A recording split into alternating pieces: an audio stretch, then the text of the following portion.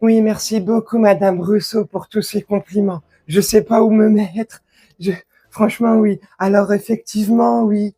J'espère que je pourrai faire évoluer les mentalités, faire changer les consciences, percuter, comme vous dites, percuter. Parce que d'habitude, c'est moi qui me fais percuter. Donc, je suis bien contente de percuter la conscience des gens. Mais est-ce que vous pensez, comme Léa Salamé, qu'on est en train de créer un bon moment, un pur moment?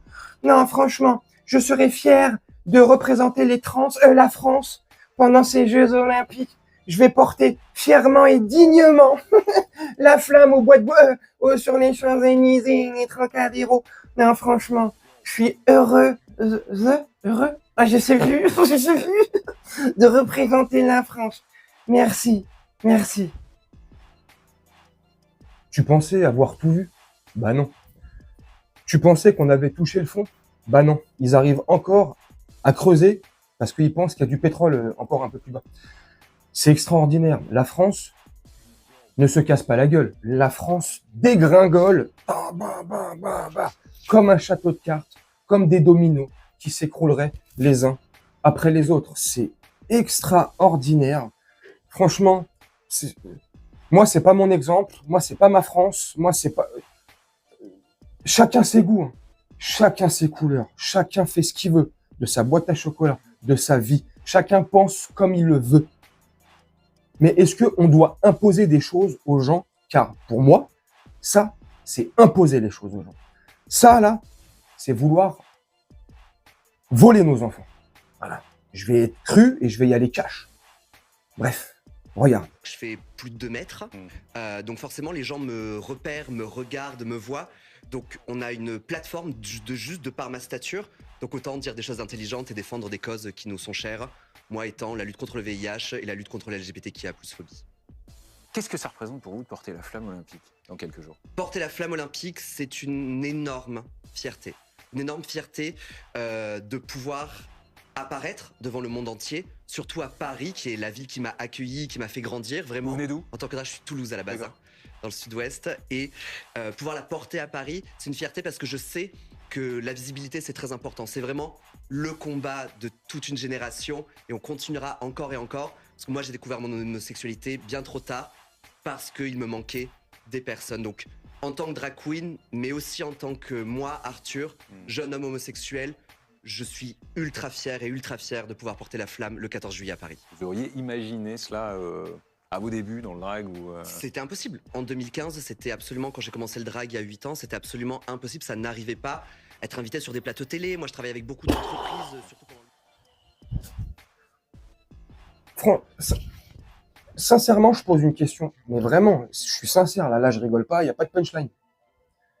En quoi c'est un exemple pour la jeunesse ou la France? En quoi ça fait percuter les gens? Parce que la gogole, la Sandrine Rousseau, là, hein, celle pour qui les barbecues, c'est un crime contre l'humanité. Oh putain, tu fais griller 3 saucisses et 2 côtelettes, et c'est bon, on va t'accuser de crime contre l'humanité, pardon, et tu seras jugé au tribunal de la haie, aux Pays-Bas. Truc de ouf, la Sandrine Rousseau, là, elle part, mais et vous vous rendez compte des rôles qu'ils jouent, ces gens-là? Est-ce que vous vous rendez compte? C'est pas possible. La niaiserie de Sandrine Rousseau, là. Sandrine Ruisseau. C'est un ruisseau dans sa tête. Ça coule. Le cerveau, il a complet. Ça fait longtemps qu'il s'est enfui. Depuis qu'elle a déconstruit son mari, là. Elle a plus rien dans la tête. Il se rend compte des mots qu'ils emploient, c'est une fierté pour la France. Un exemple pour la jeunesse. Grâce à vous, monsieur, madame, il, lui, elle. Grâce à vous, vous faites percuter les consciences des gens. Mais c'est quoi votre projet, en fait? Sincèrement, moi, je pose une question, là. C'est quoi le projet? C'est de voler nos enfants. C'est de s'emparer de nos enfants. C'est comment, là? Parce que je suis désolé, ça, c'est pas un exemple. Moi, je suis désolé. Ce personnage-là, je le trouve moche, effrayant. Je me mets à la place d'un enfant de 5 ans, 8 ans, allez, 10 ans, et je vois cette personne arriver, je pense que j'aurais peur. Comme les derniers, là, qui ont 8 ans et demi, j'ai fait le jeu, le test, je leur ai montré la photo, ils m'ont dit, ils m'ont dit déjà c'est moche, ils m'ont dit mais c'est quoi? Je dis mais c'est un monsieur ça s'appelle des drag queens, et qui se déguise en femme, voilà, voilà. Il dit mais c'est moche. Ouais. C'est moche. J'ai le droit de le dire. J'ai le droit de dire que c'est moche sans qu'on me taxe derrière d'homophobie ou de transophobie. Je suis ni transphobe, je suis ni homophobe. Les gens, je le répète comme je l'ai dit en début de vidéo, font ce qu'ils veulent. Mais à un moment donné, ça va trop loin.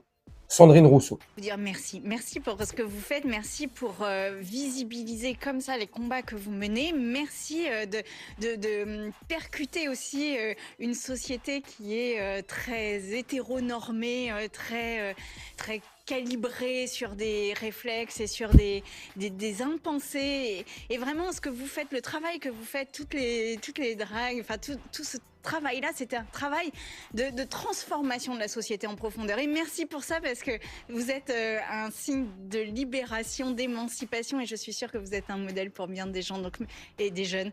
Et vraiment, aux homophobes, aux LGBTQIA+, phobes, vraiment, passez votre chemin. Bah, alors, je veux juste vous voir l'appareil. Merci beaucoup, je suis ultra Incroyable. honoré d'être sur ce plateau avec vous quand je suis là. Vous percutez. Mais la seule chose qui percute chez ce monsieur là ou madame, mais c'est son huc, c'est sa boîte à chocolat qui se fait percuter. C'est pas les consciences ou les idées qu'on percute là. Non, mais à un moment donné, je suis méchant. Ouais, j'en ai conscience là. Mais à un moment donné, je suis aussi méchant et violent que ce qu'on m'impose. Et là, je parle pour moi personnellement. Parce que là, ça, c'est m'imposer des choses pour lesquelles je suis pas forcément pour, déjà d'une, dans un premier temps, et lequel je trouve ça, c'est pas beau. C'est pas beau. C'est pas un chemin à suivre. C'est pas bon. C'est pas bon. Si ce n'est à part flinguer les gens, flinguer les nouvelles générations. Tu sais, c'est quoi la dérive? Et je te conclue la vidéo là-dessus. Vous me dites ce que vous en pensez. Sincèrement. La transidentité, là. Pour moi, les dérives qu'il peut avoir derrière. Le transage. Le transage. Tu vois où je veux en venir ou pas?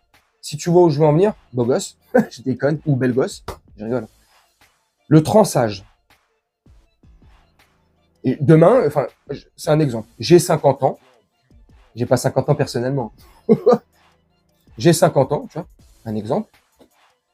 Et demain, avec un enfant une fille de 9 ans ou 10 ans, je vais faire des choses pas bien. Voilà, pour rester, tu vois, t'as compris. Et demain, les parents de cet enfant vont porter plainte contre moi, ce qui est normal et heureusement. Mais, avec le transage, la dérive de la transidentité, et vous allez voir qu'on va y assister dans les prochaines semaines, mois et années à venir, je vous en mets ma main coupée.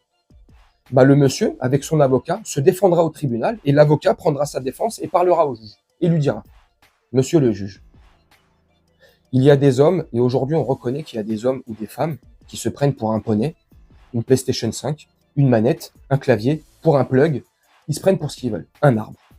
Il y a des gens qui sont nés dans un corps d'homme, mais qui se considèrent comme des femmes, vice-versa. Tu vois où je veux en venir? Et ben l'avocat dira au juge: Monsieur le juge,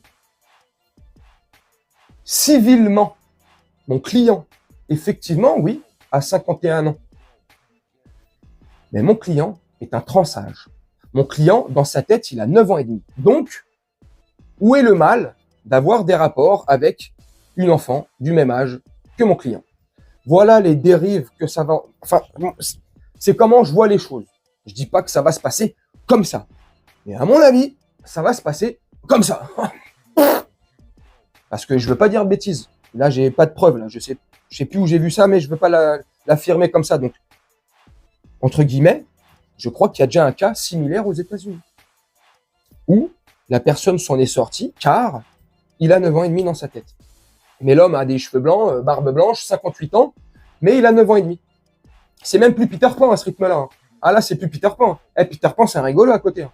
Allez, c'est chaud. Vous me dites ce que vous en pensez en commentaire. Moi, je vais vous laisser là-dessus. Je vous cache pas que je suis fatigué. J'ai une dure semaine, là il me reste encore 2 jours, je me suis levé très tôt, je viens de rentrer du boulot. Il est 13h45 pour être précis, je te fais un petit montage tranquillement. Je vais me faire une petite sieste, je suis KO. N'hésitez pas à me dire en commentaire ce que vous avez pensé de la vidéo, de mes arguments. Donnez-moi les vôtres également, dites-moi ce que vous en pensez. Vous êtes pour ou contre ce que je dis? Pour ou contre cette dérive? Le mal qui ronge notre société? Parce que pour moi, c'est un mal qui ronge la société. Et une fois de plus, et je te conclue vraiment la vidéo là-dessus, j'ai rien contre les transgenres, les homosexuels, j'ai rien contre ça. Mais ne nous imposez pas. Vivez heureux. Oui, vivez cachés. Il y a un dicton qui dit, pour vivre heureux, vivons cachés. C'est la réalité. Hein. Bref. Moi, je vais vous laisser là-dessus, faire un petit montage. Je vous souhaite une très bonne journée, une très bonne soirée, ou une très bonne nuit, hein. Tu connais, selon. Quand vous regarderez cette vidéo, et nous, on se retrouve très bientôt.